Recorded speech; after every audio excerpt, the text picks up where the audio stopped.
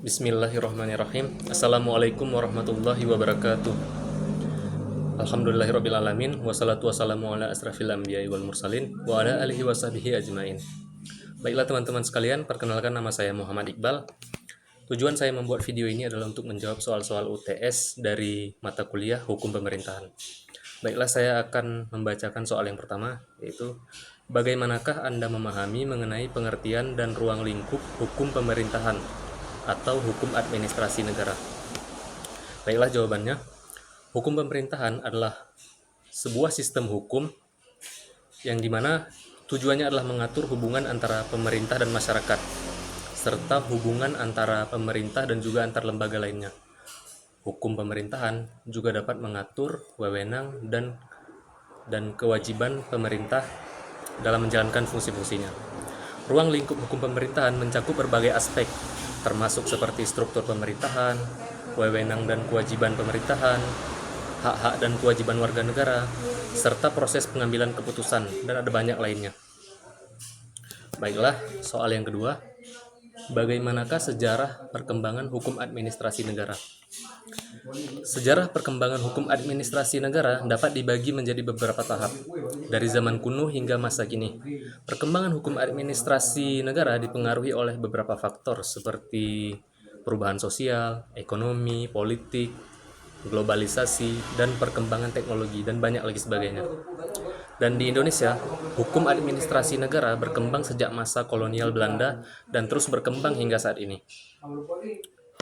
Baiklah, soal yang ketiga, jelaskan tugas dan fungsi pemerintahan, serta apa yang menjadi tujuan penyelenggaraan pemerintahan.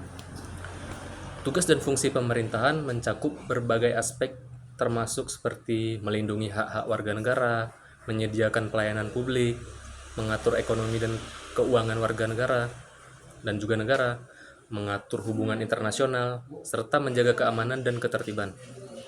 Tujuan penyelenggaraan pemerintahan khususnya adalah untuk mencapai kesejahteraan masyarakat dan meningkatkan kualitas hidup warga negara. Baiklah, yang keempat, jelaskan apa saja yang termasuk ke dalam susunan pemerintahan. Susunan pemerintahan di Indonesia mencakup beberapa lembaga, termasuk seperti ada dua sih, pemerintah pusat dan pemerintah daerah, dan dua-duanya itu terdiri dari 3 macam lembaga seperti legislatif, yudikatif, dan eksekutif. Baiklah, selanjutnya soal yang kelima, bagaimanakah sejarah perkembangan asas-asas umum pemerintahan yang baik di Indonesia? Baiklah, berdasarkan sejarah perkembangannya, asas-asas umum pemerintahan yang baik di Indonesia pada saat itu berkembang pada masa sejak kolonial Belanda. Pada tahun 1999, pemerintah Indonesia mengesahkan Undang-Undang Nomor 28 Tahun 1999 tentang penyelenggaraan negara yang bersih dan bebas dari korupsi, seperti kolusi dan nepotisme.